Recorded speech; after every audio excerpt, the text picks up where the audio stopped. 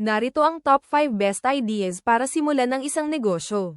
1. Online selling, magbenta ng mga produkto o serbisyo online sa pamamagitan ng mga platform tulad ng Shopee, Lazada, o Facebook Marketplace. Maaari kang magbenta ng mga produkto na iyong ginagawa o mga produkto na iyong binibili sa ibang supplier.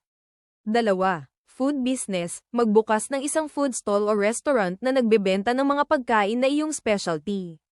Maaari kang magbenta ng mga pagkain online o sa isang physical location. 3.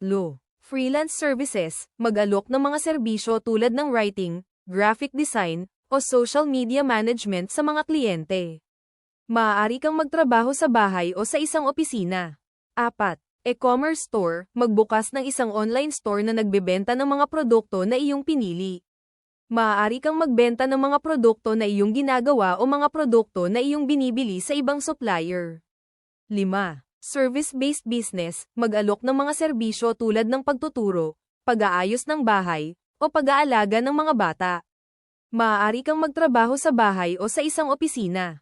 Tandaan na ang pagpili ng negosyo ay depende sa iyong mga interes, skills, at resources. Kailangan mong mag-research at magplano ng maayos bago simulan ang iyong negosyo.